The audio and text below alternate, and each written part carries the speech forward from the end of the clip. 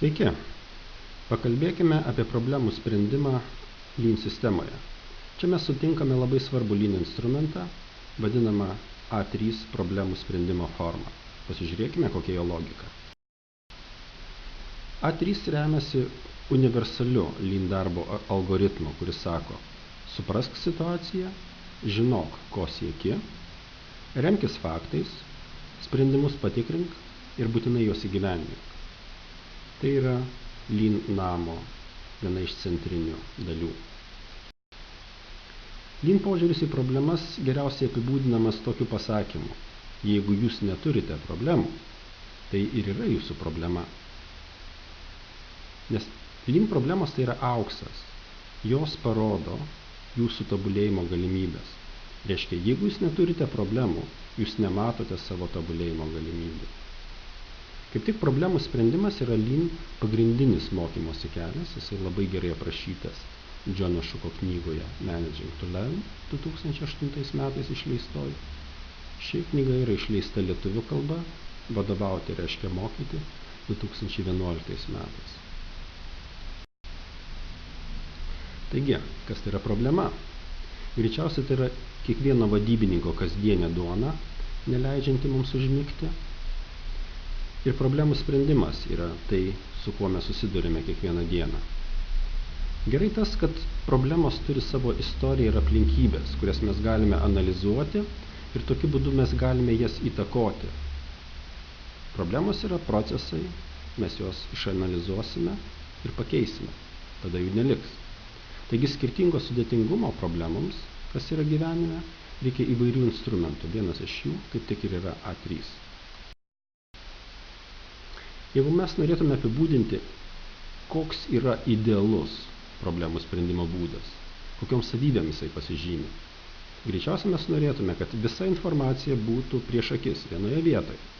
Glausta, lengvai suprantama, kiekvienas teiginys pagrįstas duomenimis, sprendimas nuoseklus, logiškas, visi pasiūlymai išbandyti, veiksmingi, kiekvienas sprendimas yra aišku, kaip bus įgyvendintas, o pati forma turėtų būti tinkama dokumentavimui, archyvavimui ir kitų problemų sprendimui. Sprendimas turi būti universalus.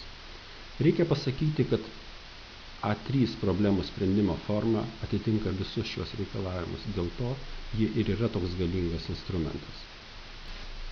Kas tai yra? A3 forma ir yra A3 formato lapas, kuriame numatyti visi loginiai problemos sprendimo žingsniai. Kairėje lapo pusėje mes apibūdiname dabartinę situaciją, mes aprašome, kaip yra dabar, kokia yra problema, aprašome, kaip norėtume, kad būtų ir numatome skirtumus tarp dabar ir turėtų būti.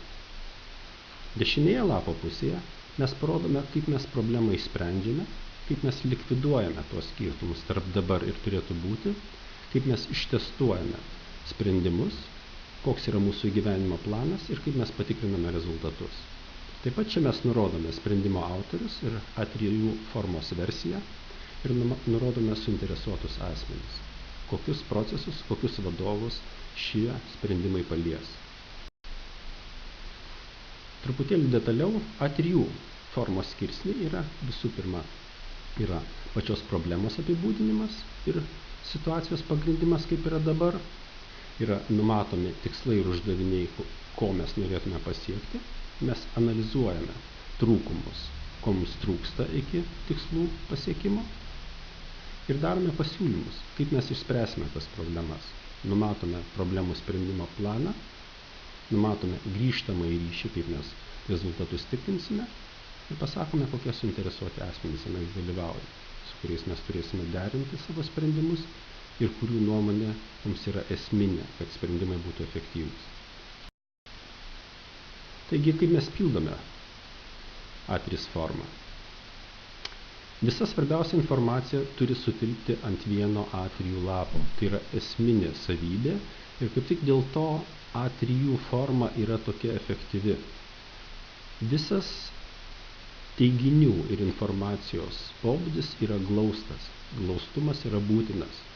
Čia mes labai turėtume pasitelkti grafinę informaciją, vaizdinę informaciją, nes yra lengviausiai suprantama, ji daugiausiai informacijos sutalpina aiškiausiu būdu. Jeigu mes turime neišvengiamų naudojimui būtinų papildomų faktų, geriau būtų juos pateikti prieduose, tačiau neįtraukinėti į pačią A3 formą. Visi skirsniai A3 formos yra pildomi nuosekliai. Ir tai ir sudaro A3 sprendimo logiką. Taigi gautųsi, kad kol nebaigtas pildyti ankstesnis skirsnis, aukštesnis, neužsiimti sekančių, neperšokti link sekančio veiksmo, kol mes dar neišgryniname pirmojo. Daugiausiai dėmesio dėl to yra skiriama pirmiesiems skirsniams arba situacijos supratimui. Natūraliai, kuo mes geriau suprantame situaciją, tuo tikslesni bus mūsų sprendimai dėl būsimų veiksmų. Jokių sprendimų negalima daryti, jokių pasiūlymų dėl sprendimo, kol neišanalizuota dabartinė situacija.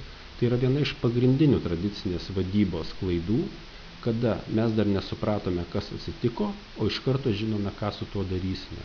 Tokiu būdu mes greičiausiai galime padaryti arba tik laikiną sprendimą, arba įvelti naujas klaidas.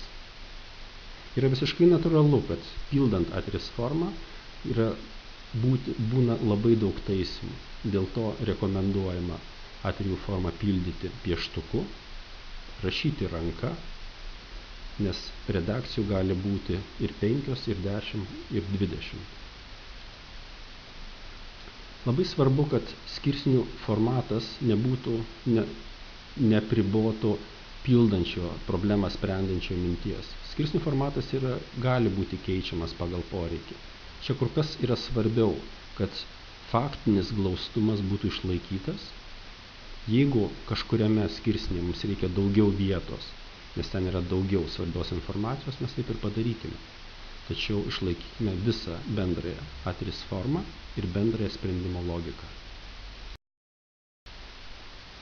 Taigi truputėlį detaliau. Pirmas žingsnis.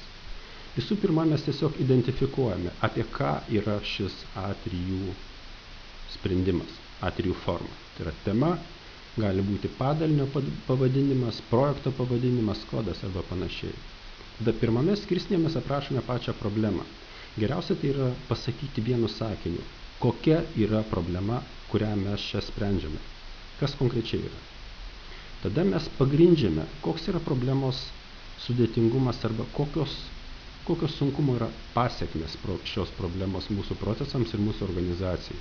Labai svarbu kalbėti apie kaštus, kurios sukelia problema, apie žmonių resursų poreikį šiai problemai likviduoti. Jeigu tai yra klaida, jeigu jis sukelia klaidas, prailgina terminus ir panašiai, tai ir yra, kas yra svarbu. Reikia svarbu apibriežti problemos paplitimą, kaip dažnai jį pasirodo, kiek ilgai trunka, kiek padalinių, procesų ar operacijų apima. Reikia surišti problemos pasiekmes su kliento poreikis. Ko mes netenkiname konkrečiai klientui, kokias galimybės mes prarandame. Toliau mes apibūdiname dabartinę situaciją. Kokiomis aplinkybėmis problema kyla.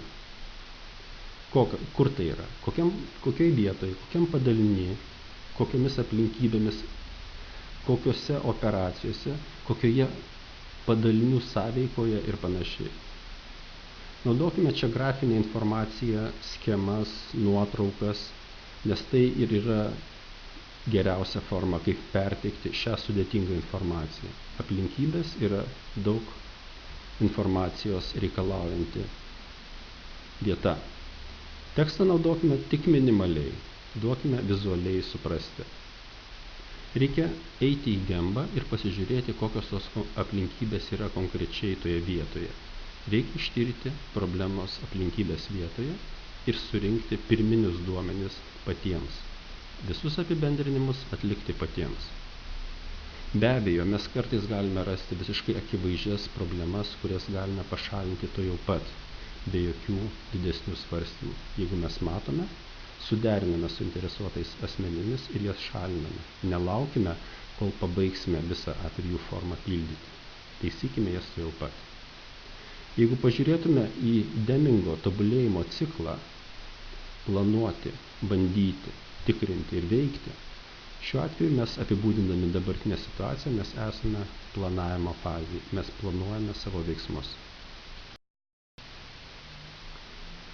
Tikslai ir uždaviniai ir trūkumo analizė. Labai dažnai mes sprendžiame uždavinį, ką mes norime turėti ateityje, kitaip sakant, ateities uždavinių kelimas, arba sprendžiame uždavinį, kokias mes konkrečias problemas turime savo dabartinėme procese. Kitaip sakant, mūsų tikslai ir uždaviniai bei trūkumai gali kartais keistis vietomis. Taigi skirsnius šios visiškai lengvai galime sukeisti vietomis priklausomai nuo paties užduoties pobūdžio. Kai turime naują užduotį, naujus keliamus tikslus, pirmą detalizuokime, kokie tie tikslai yra ir kokie uždaviniai. Ir tik tai po to apibrėžkime, ko mums trūksta, kad tuos tikslus atitiktų mūsų dabartiniai procesai.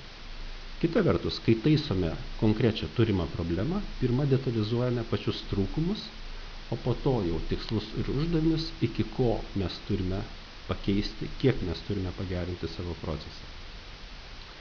Duomenys visais atvejais turi būti aktualūs, susiję tiesiogiai su nagrinėjama problema, kad jie parodytų, kaip ta problema kyla. Duomenys turi vesti prie problemos pirminės priežasties. Čia mums reikėtų prisiminti 5 kodėl pirminės priežasties paieškos kelią. Kuo duomenys vizualesni, tuo jie bus aiškesni, tuo lengviau mes galėsime padaryti išvadas. Pasinaudokime visais duomenų analizės žinomais metodais. Toliau, sekantis žingsnis yra siūlomi sprendimai ir tų sprendimų įgyvendinimo planas.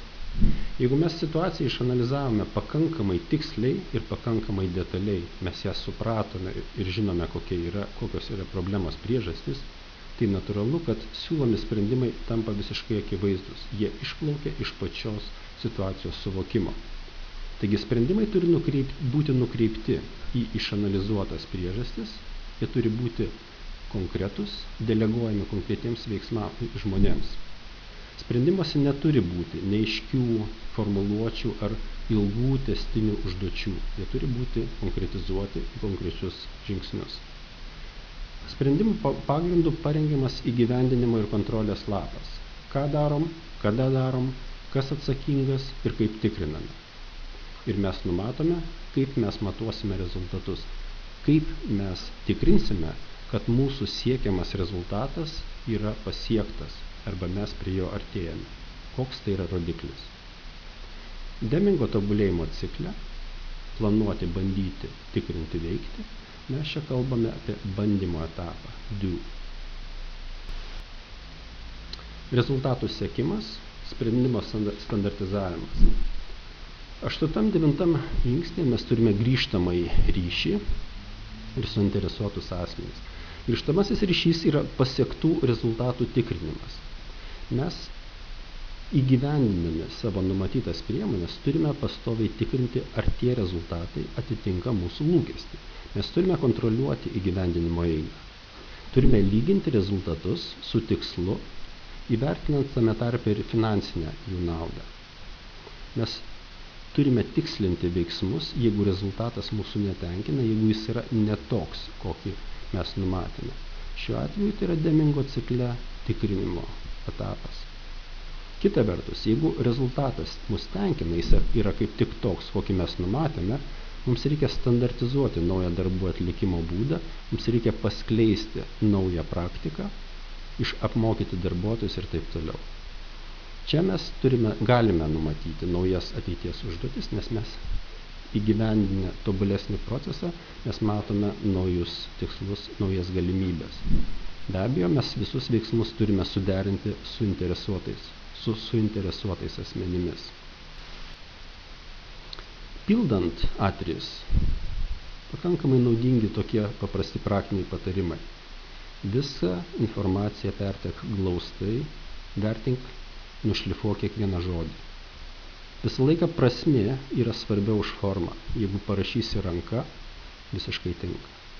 Vizualus perteikimas yra daug geriau negu tekstas, jisai daug daugiau informacijos perneša ir daug lengviau suvokiamas. Neprašinėk, nenaudok ilgų tekstų. naudok tiesiog vardinimą. Angliškai jisai vadinamas bullet points. Palik skaitytojui erdvės, kad būtų lengvai skaitoma. Nesistenk sugrūsti kuo daugiau informacijos, mažindamas fonto dydį. Ir perteik visą informaciją nuosekliai, kad jį skaitant būtų įspūdis, tarsi yra pasakojama problemos atradimo ir išsprendimo istorija. A3, kaip jau sakiau, yra labai svarbus Lean sistemoje. A3 tai yra būdas mokintis organizacijai, mokintis darbuotojams, mokintis darbuotojų vadovams. Mokiniui sprendžiant problemą, mokytojo užduotis yra įvertinti jo įgūdžius problemos sprendime. Ir štai A3 logika yra kaip tik tas analitinio mąstymo pagrindas, kurią galima sekti, kurią mokytojas gali vertinti, ar mokinys ją išmano. A3 pildymo rezultatas rodo mokinio sugebėjimą suprasti situaciją ir pasiūlyti sprendimus, suprasti situaciją, kurioje jisai dirba ir pasiūlyti sprendimus jos tobulinimui. Ir A3 logikos laikosi ne vien tik tai mokinys, bet laikosi ir mokytojas. A3 logikos mokytojas laikosi, kai jisai sprendžia, koksgi mokinio ugdymo kelias yra reikalingas. Čia mes ateiname prie A3 principų taikymo įmonės tobulėjimo procese. A3 sprendimas yra nuolatos kartojamas žingsnis organizacijos tobulėjimo kelyje. Problemų sprendimas yra tas tobulėjimo kelias, o A3 logika yra jo pagrindas. Iš čia kyla ir pati organizacijos tobulėjimo kata. Žinok kryptį, kokie yra ilgalaikiai tikslai, suprask dabartinę situaciją, susitark, koks sekantis konkretus tikslas ir siek šio tikslo šalindamas kliūtis. A3 logika turi visus šitos komponentus. Taigi pabaigoje pasakysiu tik tai, kuo aš pats labai tikiu. Būdų problemą identifikuoti ir spręsti yra daug, tačiau ne vienas jų neveikia be mąstymo ir darbo. Be abejo, iš tokios pažinties naudos yra mažai, jeigu mes jos nebandysime pritaikyti praktikoje. Taigi sėkmės, ačiū, Saulius.